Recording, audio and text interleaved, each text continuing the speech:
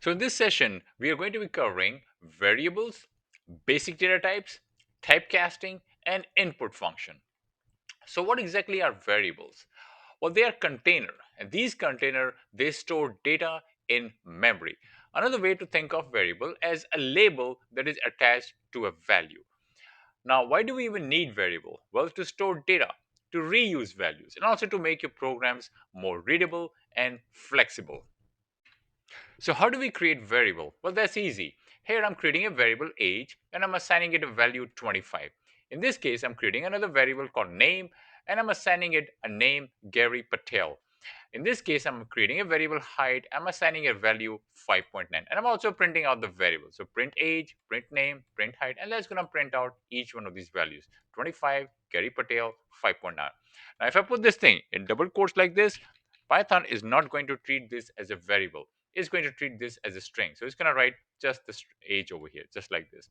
But if you remove the double quote, Python now is going to treat this as a variable. Now let's look at some of the basic data types in Python. Now Python actually has several built-in data types. We would be focusing on numbers or numeric, strings, and booleans. Strings, they represent your text data. Booleans, they represent your true or false values. Numeric data type, on the other hand, there are three main kinds: integer, float, and complex. In integer, you are dealing with whole number like 10, -4, 7, 89. And when you have float generally refers to when you have like numbers with decimal point in between, like 10.5 -54 0.789. Then you have complex numbers. Complex numbers, they have j at the end. So some of you who come from engineering background will recognize this right here. We would be focusing mainly on the int and float numeric data type. So with the integer, the way you declare an integer, you say x equal to 10. And that's my integer right here. And in this case, I'm not specifying any decimal point or no j over here. So this is Python is going to treat this as an integer. So when I run this, you will see Python prints out x, which is 10. And I'm also printing out the type. And the type is class int. Float. In float, this is y equal to 3.14. Here I'm using a decimal. So if I run this and if I try to print y and the type of y, it's going to print 3.14 and it's going to print the type, which is float right here. What about strings now? So let's say I have a string, message equal to hello Python, and name equal to student right here. Now the difference between these two over is that over here I'm using double quote right here, and over here I'm using single quote. So Python, you can use either single quote or double quote. Just make sure that if you use double quote over here, you close it with the double quote. So Python allows you to both use both of them. In this case, when I run this, it's going to print out the message, which is hello Python, and then it's going to print out name, which is student. And now if you want to see what type that is, you can just say print type message, and that's going to print you the type that it is a string. And then you have Boolean. Boolean, they represent true or false. They can only have two values. That's it. And these are very special keywords and they are commonly used in condition. So suppose I create a boolean variable is Python easy and I'm assigning it a value true. Is raining, I'm assigning it a value false. So if I print is Python easy, let me comment this line out, and if I print is Python easy comma type is Python easy, that's going to print out the value of this boolean variable which is true, and then it's going to print out the type, and you can see that it is a boolean type. Just on a side note, this has to be capital T. If I make it a small t, Python is going to throw an error because Python does not recognize this. It recognizes capital TRUE, and same thing with your false. It has to be in this format. And so now I uncomment this line out and run this. And now you're going to see it's going to be print true for this one and false for this one right here. And now the typecasting. Typecasting, it means that you're converting one data type into another data type. A common functions that are used in typecasting would be integer, which is int, float, str that converts into string, and bool that converts into a boolean.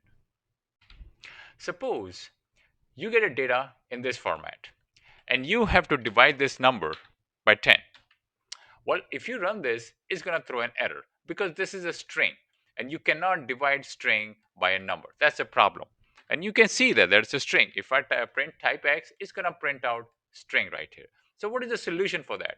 Well, the solution is simple. You just typecast that. You just convert this into an integer. So in this case, I'm taking int, I'm taking this x right here, and I'm converting into an integer.